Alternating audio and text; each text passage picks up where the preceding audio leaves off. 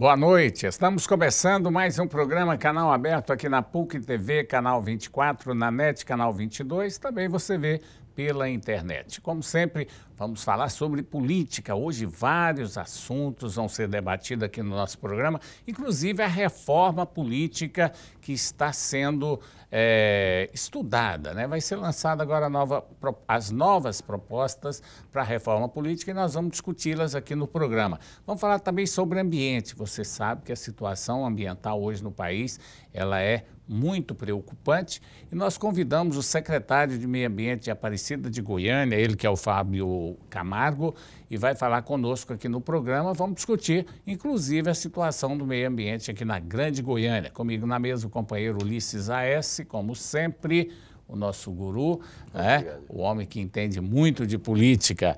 Vamos receber então o Fábio Camargo. Boa noite, Fábio, é um prazer recebê-lo aqui no programa Canal Aberto. Boa noite, Silvestre. Boa noite, Ulisses. Boa noite a todos os telespectadores que estão nos assistindo. Tá certo, o guru tá certo, Ulisses? É um cara inteligente, não, né? É bondade então, boa sua, noite, irmão. Ulisses. Eu que te admiro também o secretário que está aqui, né? Até porque a área dele é uma área extremamente vital para a manutenção da vida, que é o meio ambiente. E um abraço para você, telespectador. Tá certo. Olha, Fábio, uma preocupação grande. A cidade de Aparecida tem vários córregos, né? E grande parte desses córregos estão hoje poluídos.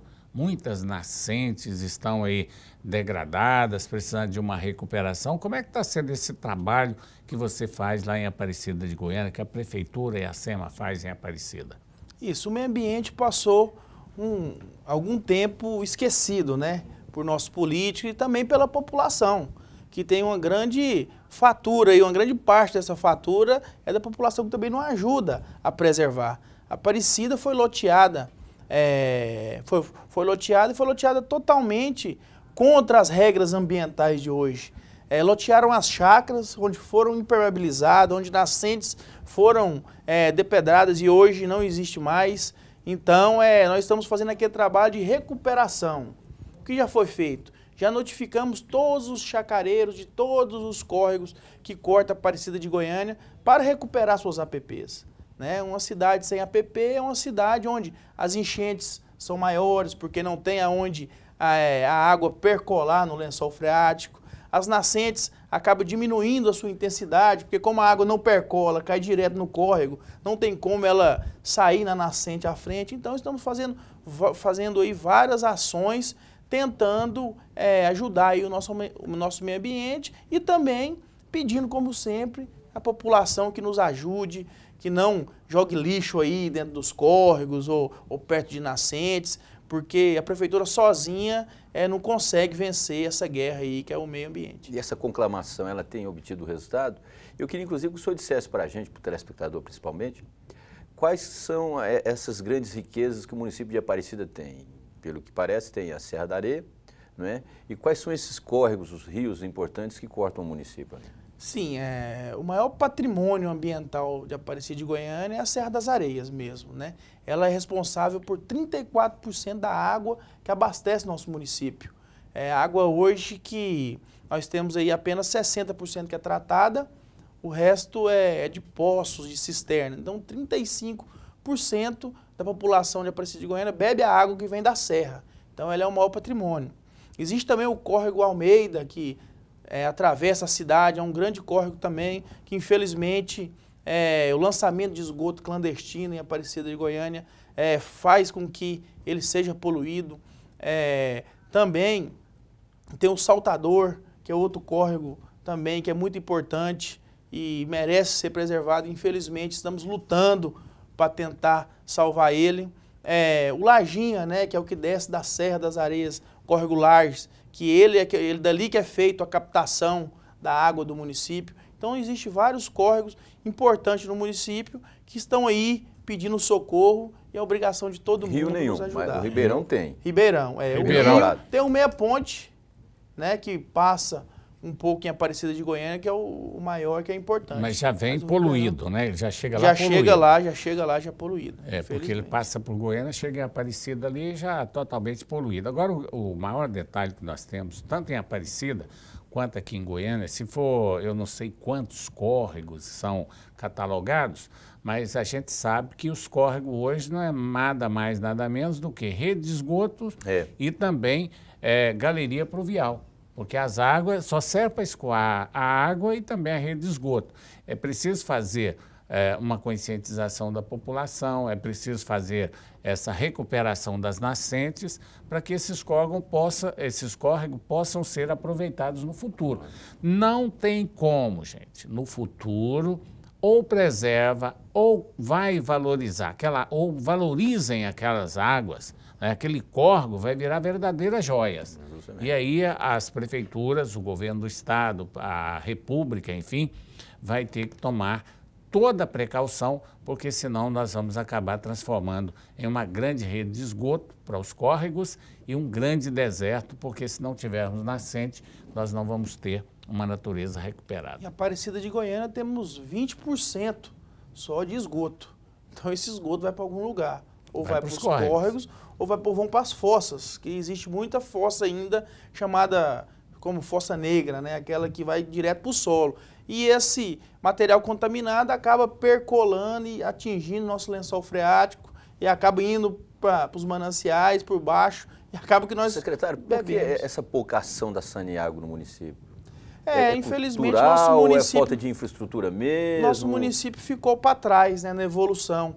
Não construíram uma ET que suportava o esgoto do município. Agora que estão construindo, já está em fase final, construção de um grande centro de tratamento de esgoto no município. A promessa é que até o meio do ano aí já seja entregue, onde foi também feita aquela terceirização do município, com a empresa Aldebrecht agora ambiental está responsável pelo esgoto de Aparecida, e tem a promessa também que em 5 anos todo o esgoto de Aparecida vai ser ligado e não teremos mais esgoto aí lançado clandestinamente nos córregos, né? A esperança aí que nós temos para melhorar a situação. Mas a SEMA não fica parado quanto a isso, porque quem lança o esgoto direto no córrego deve ser multado. Então, juntamente com essa empresa, estamos tentando monitorar de onde que está vindo esse esgoto. Já conseguimos alguns êxitos. O grande detalhe da cidade de Aparecida, Ulisses Aécio, foi nos anos 70, quando começou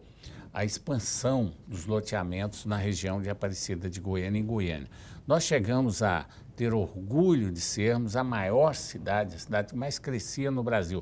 Só que de uma maneira totalmente desordenada. As grandes imobiliárias faziam loteamento, chegava lá, riscava, fazia aquelas estradas, as ruas de chão, vendia os lotes e deixava toda a infraestrutura para o poder público. Não há poder público no mundo que aguente um tipo de loteamento como esse que era feito nos anos 70. Não tinha nenhuma infraestrutura. Quando se colocava a energia elétrica, o dono do loteamento já achava que estava fazendo muito. Olha, já temos energia elétrica. Água era cisterna, fossas negras e apenas a energia elétrica, nenhuma infraestrutura, uma melhor iluminação não tinha. Infelizmente, foi o que aconteceu em Aparecida e hoje está pagando o preço ainda da irresponsabilidade daqueles governantes da época. Nós vamos para o intervalo comercial, daqui a pouco estaremos de volta. Estamos de volta com o programa Canal Aberto na PUC TV, no canal 24, transmissão em HD, também pela NET, canal 22. Hoje nós estamos conversando com Fábio Camargo, ele que é secretário de Meio Ambiente da cidade de Aparecida de Goiânia. A gente falava sobre essa falta de estrutura dos loteamentos. Já houve uma conquista. Hoje, os planos de diretor de todas as cidades, né, exige que, quando se faz loteamento, nós temos lá pelo menos a energia e a água e o asfalto, que já tira essa responsabilidade da prefeitura. Nos anos 80, quando se fazia uma linha de ônibus num loteamento asfaltado, era uma grande conquista para a população, porque olha que naquele tempo os ônibus coletivos rodavam só em ruas de poeira, né? Era uma loucura. Você ia para o trabalho, chegava no trabalho todo sujo, porque a poeira era muito grande. Aí com essa evolução agora, já é uma grande conquista, já vai ficar a responsabilidade agora para o governo federal, os governos estaduais e prefeitura, que é o tratamento da rede de esgoto. Mas eu acho que ainda poderia exigir dessas empresas que faz loteamento também uma estação de tratamento de esgoto para poder liberar os loteamentos. Agora, o Fábio dizia aqui que em Aparecida já tem 4 ou 5 anos que não liberam novos loteamentos. É isso, Fábio? Exatamente. Desde quando o prefeito assumiu, não foi mais liberado loteamento. Em Aparecida existe mais de 100 mil lotes baldios, né? Então, é necessário que se ocupe esses lotes para que se depois pensar em abrir novos loteamentos.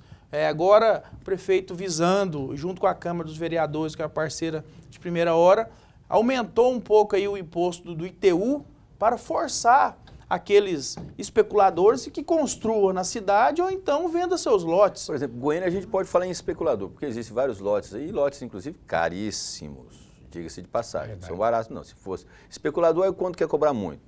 Em Aparecida também tem essa figura do especulador, ou seja, um cara que quer cobrar, quer ganhar. Tem demais. Tem lote que antes do Maguito valia 10 mil, hoje já vale 150, com a expectativa do asfalto. Áreas lá, a gente encontra muita dificuldade em instituir a ex para ter a Minha Casa Minha Vida, porque as áreas são bilionárias os valores. E quando vai fazer aquela contabilidade na Caixa Econômica Federal, não consegue índice. Então, a Aparecida está sofrendo muito já com essa especulação, então a prefeitura tem que criar meios aí de tentar diminuí-la, né, para não atrapalhar o crescimento da cidade. O especulador, ele vai vender um lote, você vai comprar um lote em Aparecida, talvez você compre um lote bom no asfalto aí por 50 mil reais. Mas quando tem 20 lotes juntos, aí vale 2, 3 milhões de reais. Por quê? Porque aí... E não acha. Né? Hoje, para você comprar um lote de 50 mil reais em Aparecida, pode procurar, longe.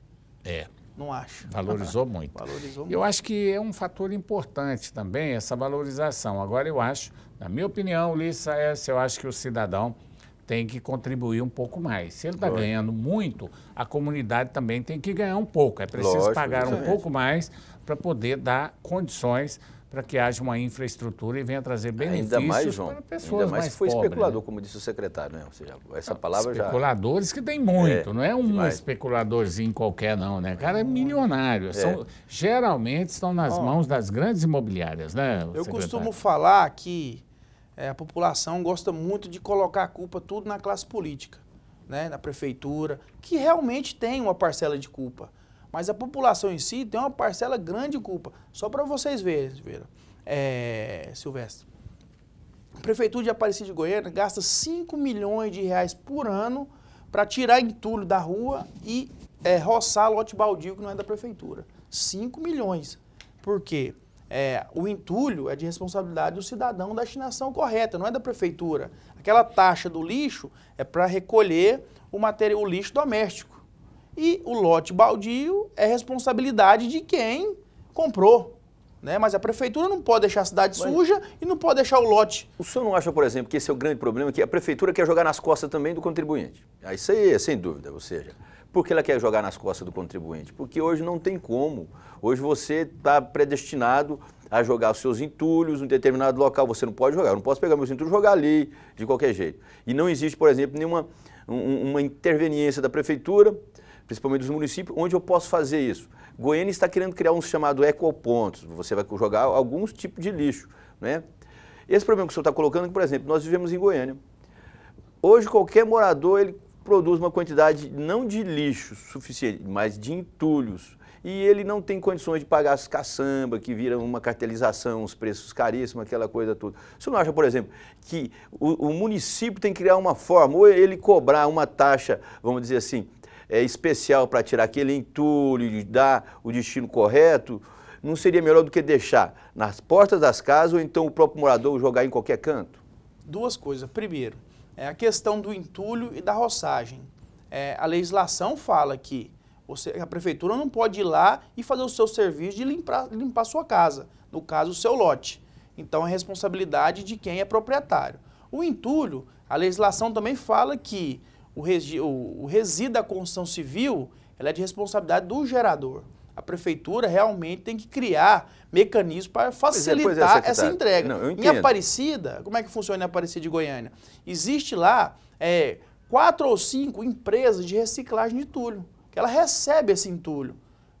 paga uma taxa, mas o cidadão pode pegar o seu entulho e levar até nessas empresas que ela recebe. Não precisa jogar na rua. Mas eu digo justamente isso, secretário. A questão não é. Eu acho que a prefeitura, geralmente, ela não entende muito bem ou ela procura não entender justamente para manter essa cartelização dessas caçambas que existem por aí. Eu digo o seguinte, por exemplo, eu vou produzir entulho. Não quer dizer que necessariamente vou produzir entulho de construção civil, não. Vou produzir determinados entulhos. Eu estou com um lote cheio de bagulho lá, aquela coisa que foi acumulando no decorrer do tempo. Eu tenho que tirar aquilo ali, eu quero fazer uma limpeza no lote, eu não tenho onde jogar. Tem. Não tenho onde jogar. Quer dizer que eu posso pegar o meu carro e ir lá no aterro jogar isso? Pode. Em Aparecida de Goiânia pode. Em Goiânia não pode. O que acontece? Nós temos que separar duas coisas. Uma é entulho da construção civil, material da construção civil, que é resto de construção. Esse o aterro não pode receber por determinação legal. Por que a lei falou isso? Porque a lei acha interessante forçar a reciclagem.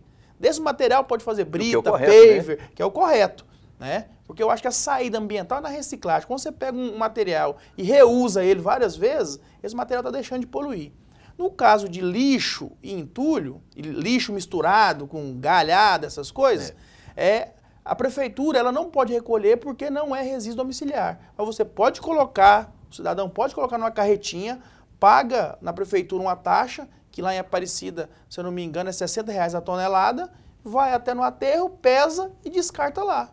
Pode ser feito isso lá no município de Aparecida de Goiânia. Detalhe interessante que para resolver toda essa questão, Ulisses, só conscientização.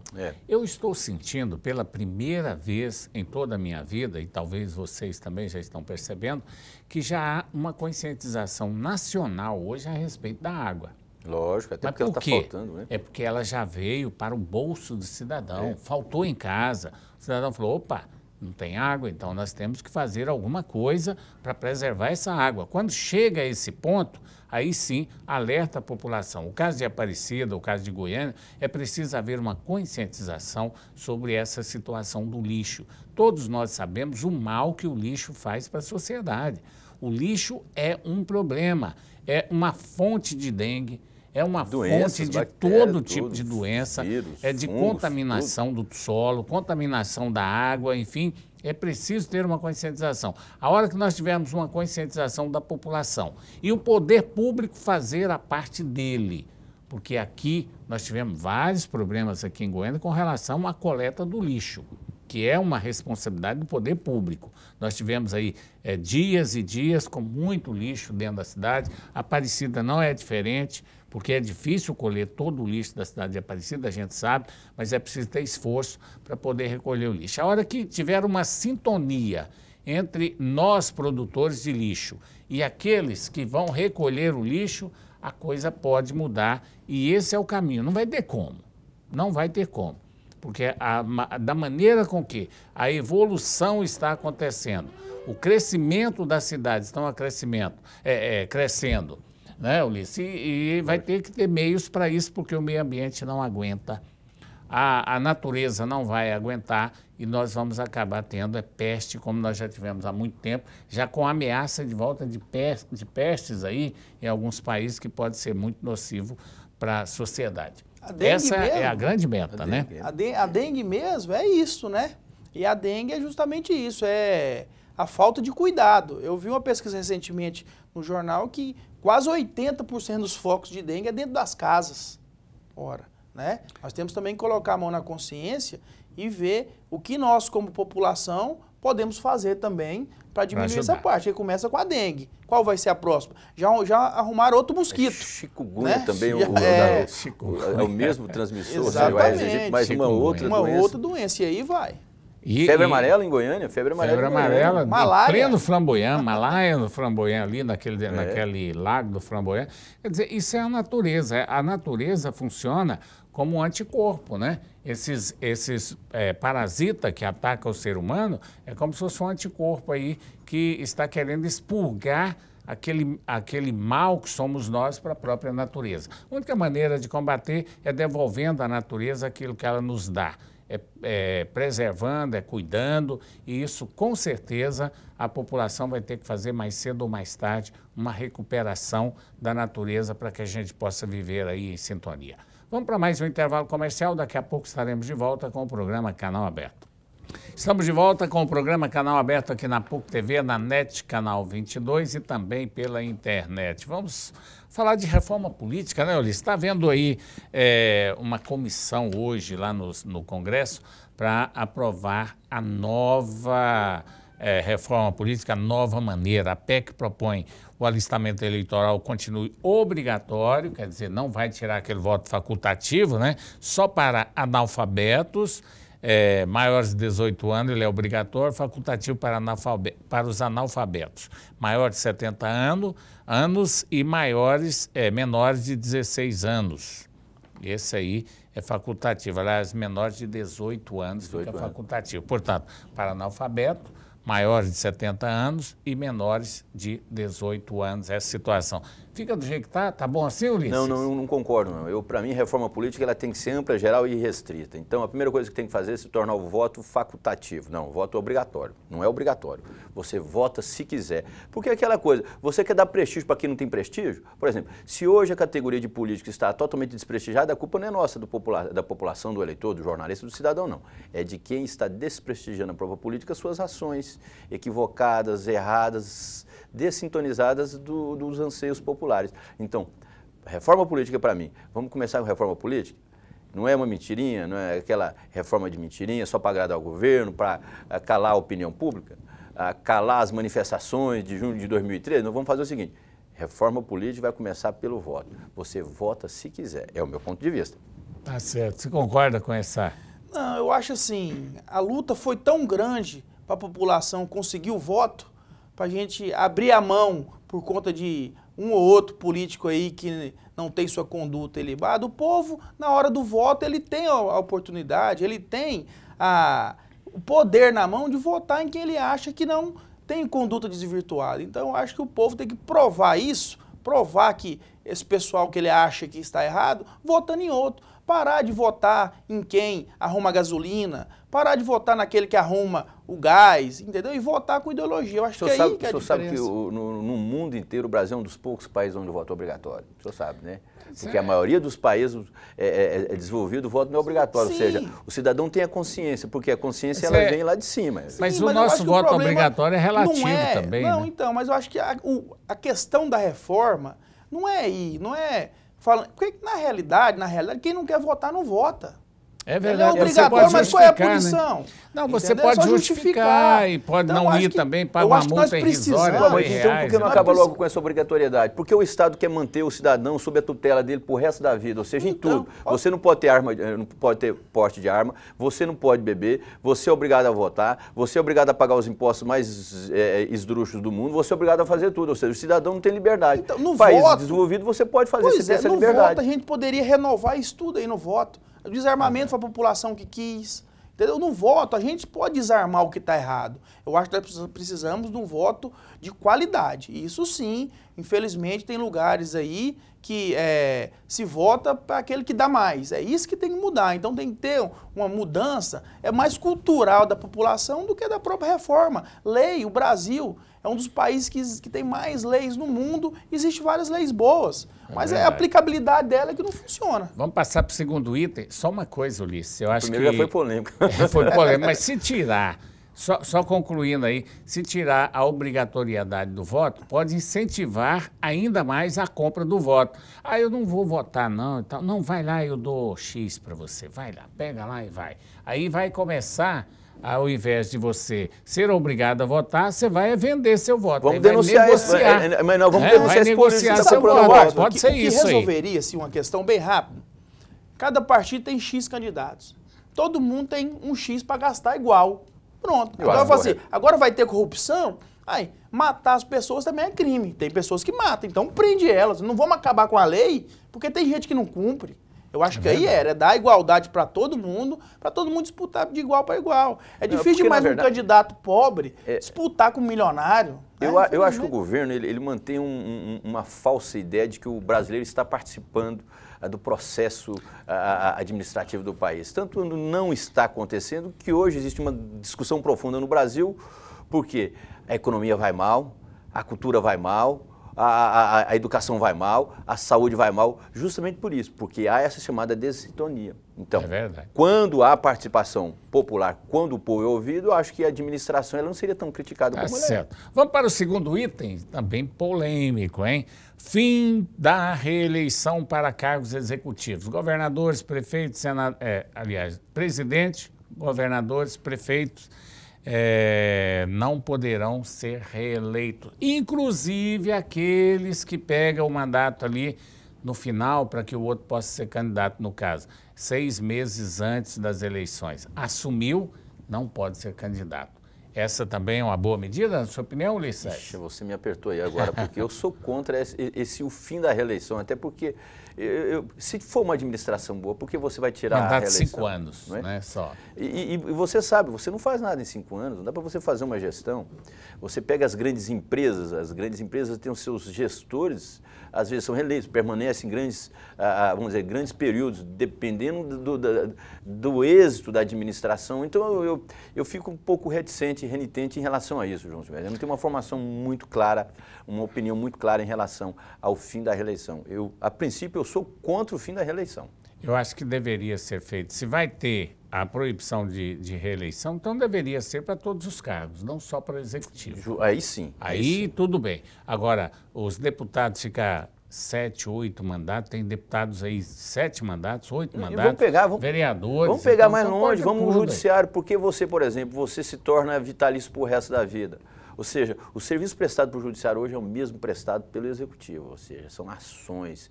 Dali depende o futuro de milhões e milhões de cidadãos brasileiros. Então, como é que fica o judiciário? Então a questão é essa. Tá certo. Você é favorável da não, eu acho não reeleição?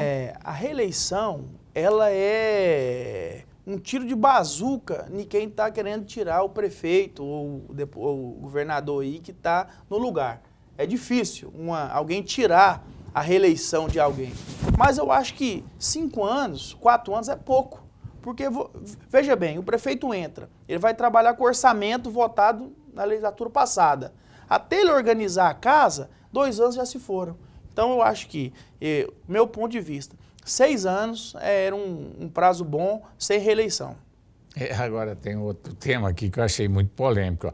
Alteração nas coligações. Os partidos serão livres para adotar os critérios de escolha de coligações sem obrigatoriedade de vinculação, exceto para a eleição de deputados federais. Nesse caso, os partidos que se coligarem para a disputa terão de integrar até o fim da legislatura que se seguir ao pleito o mesmo bloco parlamentar da Casa. Eu sou contra, primeiro eu sou contra partidos pequenos, a criação de partidos pequenos à torta e direito. Ou então é o seguinte...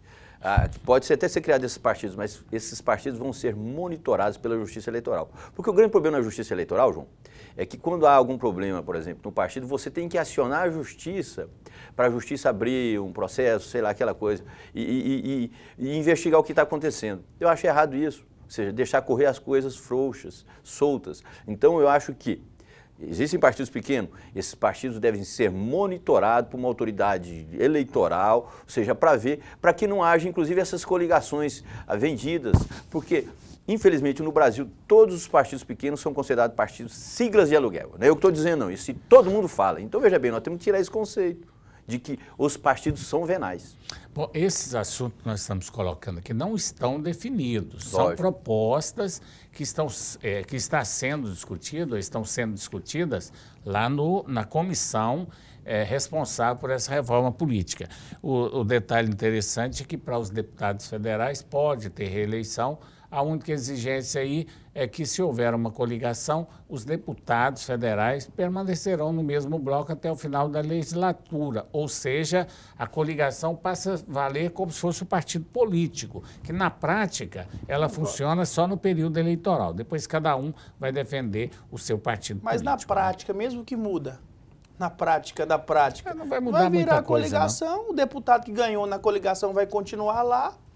E a coligação pode apoiar ou não o governo. Mas o grande problema hoje é em relação a isso também, por exemplo, você eleito, vou pegar um exemplo aqui, o Tairone de Martino foi eleito vereador pelo PT e foi expulso pelo PT porque não concordou com um item específico lá. Ou seja, de fato, a projeção dele, o anseio dele era continuar naquela linha, ou seja, naquela linha de apoio, naquela linha de realização, e foi atropelado. Acontece isso na política brasileira é comum. Ou seja, o político ele é atropelado do seu partido, é atropelado da sua coligação e fica ali vendido ali e posteriormente não consegue nem se reeleger mais. É complicado, né? Agora, as coligações, elas sempre foram criadas para eleger um governo no atual sistema, elege-se o governo e, naturalmente, ficam todos como base do governo.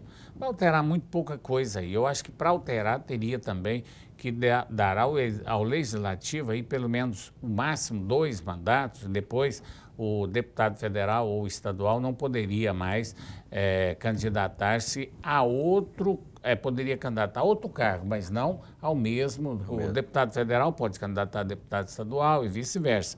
Mas essa história de ter parlamentar a vida inteira lá no Congresso, eu também não concordo. E outra, de maneira João, o pior nenhuma. de tudo que é a cultura nossa, não sei se o secretário concorda, a cultura nossa é uma cultura, assim, sabe, assim, de vitoriosismo, uma coisa assim, sabe, eu no meu ponto de vista, esdrúxo, porque te indexa a sempre estar ganhando. Por exemplo, o deputado não quer ser vereador, o deputado federal, o que eu acho errado. Ou seja, pode ser deputado. Eu lembro até um exemplo aqui clássico e bom, que eu acho acho louvável, o Irã Saraiva, ou seja, deixou de ser ministro para ser vereador. Foi muito humilde o Irã Saraiva, na minha opinião, porque ele já era ministro aposentado, numa situação financeira muito boa, privilegiada, não precisava do cargo para sobreviver e ele teve a humildade de ser candidato a vereador e ser presidente da Câmara. Falar nisso, meu abraço aí ao Irã Saraiva, que sempre nos assiste aqui no programa Canal Aberto. Vamos para mais um intervalo comercial, daqui a pouco estaremos de volta falando sobre reforma política. Estamos de volta com o programa Canal Aberto aqui na PUC TV, na NET Canal 22, também pela internet. Só lembrando, se você não está nos assistindo em HD, coloque a sua televisão em sintonia aí automática, que ela vai reconhecer a melhor imagem da televisão goiana, sem sombra de dúvida. PUC HD, canal 24. Bom, financiamento de campanha é outra proposta, Ulisses, da PEC. Propõe a manutenção do sistema atual que permite financiamento de campanha público através do fundo partidário e privado, podendo contribuir pessoas físicas ou jurídicas. A mudança ficaria por conta da destinação da verba, que não poderá mais ser repassada diretamente aos candidatos, mas aos partidos que farão a distribuição. Além disso, a proposta prevê a criação de uma lei para regular as doações e as despesas com acompanhamento de cargo eletivo. Isso aí é uma bobagem. Será que vai passar para o estadual ou para o municipal doação? Aí que vem a história, né? Quem é que vai pegar essa doação? E quem vai distribuir? Qual o critério? Esse negócio de doação de campanha, dinheiro, gente, ninguém controla dinheiro, não.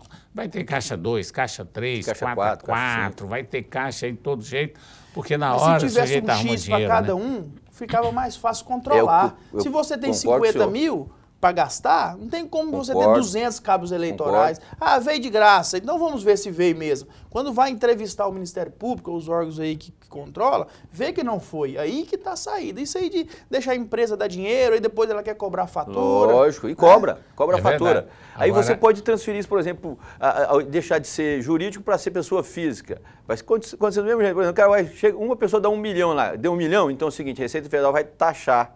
Vai ver quem deu 1 milhão, deu 1 milhão demais, então tem dinheiro demais, então vamos cobrar desse 1 milhão também aqui parte. Ou seja, para inclusive eliminar isso, concordo com o secretário quando se diz o seguinte, é o Estado que vai doar esse dinheiro, vai dar esse dinheiro. De que forma? Contribuição do próprio contribuinte. Bom, contribuinte que eu digo assim, natural, através dos seus impostos diários que você está dando.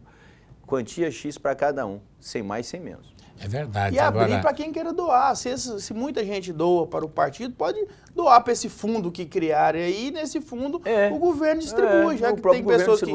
Né? Então tem muitas formas, menos essa do jeito que é hoje. Mas olha, não tem como, isso é muito complicado. O cidadão que tem dinheiro, ele vai gastar mais, vai buscar mais eleitor, vai buscar mais recursos. Mas nós não podemos deixar de aplicar uma lei boa porque algumas pessoas vão ser corruptas nela. Nós temos que pegar quem está sendo corrupto. Nós já tivemos uma grande conquista nas últimas eleições, que foram exatamente a proibição de showmício, a proibição de brindes, né? Vai apertando o cerco, pode achar mais alguns outros itens aí que podem ser cortados para evitar o gasto de campanha. Mas é muito complicada a situação financeira. Quando se mexe com dinheiro, aí a coisa fica difícil. Voto distrital, né?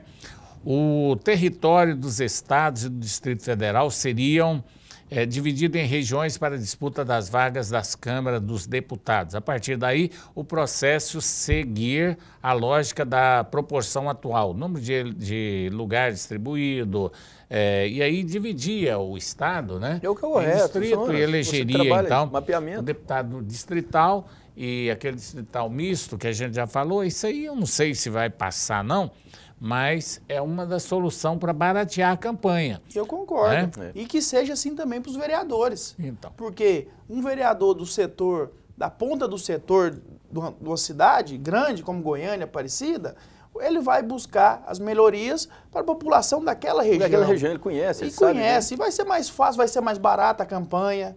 Vai ficar mais difícil a corrupção. E outra, elimina inclusive aquelas cláusulas de problemas que exigem mais de conflitos. O vereador entra e fala, você está entrando na minha área, na minha base, aquela coisa. Não vai ter isso mais não. Você vai atuar na sua área, naquela região sua. Pronto. É verdade. O que ocorreu aqui, por exemplo, na eleição passada, com os deputados, principalmente do PMDB, que não conseguiu eleger deputados no interior, né? Fica assim, vários deputados fazendo oposição aqui em Goiânia, mas lá no interior pouca representatividade dessa oposição. Então, o voto distrital poderia dar a oportunidade de cada partido eleger lá na sua região um candidato de situação, um candidato de oposição, que haveria um bom equilíbrio, né? Isso poderia ser o ponto positivo do voto distrital. Mas é uma questão a ser discutida, porque tem também que verificar até que ponto a força do deputado, porque hoje a gente questiona muito também a força dos deputados, que na sua maioria são eleitos e depois acaba ficando governando. Aí já é o povo, né? Já fica o eleitor governando que tem que junto com o executivo, isso. Né? A questão é que o eleitor esquece até quem votou, passou 6 meses, não lembra mais quem votou, ele que tem que cobrar, entendeu? Então tudo passa... Mas vamos para o último item aqui importante, que é eleições unificada. A proposta para unificar a data do pleito para os cargos, assim as votações de nível municipal, estadual e federal passariam a ocorrer no mesmo ano, a partir do ano 2018. Caso a PEC seja aprovada, o mandato dos prefeitos e vereadores eleitos em 2016 terão duração de 2 anos. Com o seguinte, a próxima eleição de prefeitos será de um mandato de 2 anos. O prefeito que não foi reeleito, né, pode ser candidato à reeleição em 2018. No caso, por exemplo, de uma cidade onde o prefeito vai ser reeleito agora, ele não poderá ser candidato em 2018. E aí nós teremos as eleições em 2018 para vereador, prefeito, governadores, deputados estaduais, federais, presidente da República e senador, enfim, todos eles terão um mandato de 5 anos. Agora, eu não sei se essa proposta também é extensiva aos senadores, porque o senador sendo reeleito, em vez de ficar 8 anos no mandato, vai ficar mandato de 10 anos, ainda não foi esclarecido. Não, pode 10 anos nunca, tem que diminuir. Porque o senador são 8 anos, né? São 8 anos. E aí eu não sei se vai passar para 8 ou baixar para 5. Eu acho que é difícil a população assimilar esse tanto de voto, entendeu? Nessa última, que é de governador, deputado estadual, deputado federal e senador, já é complicado para a população ir lá e lembrar o número de todo mundo Tem que levar a colinha mesmo. Leva a colinha. E como vai ser o espaço de articulação disso tudo, eu acho meio temerário lançar isso de uma vez assim, sem um pensamento mais aprofundado. Eu já acho o seguinte, vamos economizar, vamos fazer assim, vamos tirar. O Brasil, a cultura da política é muito grande, nós temos que acabar com isso.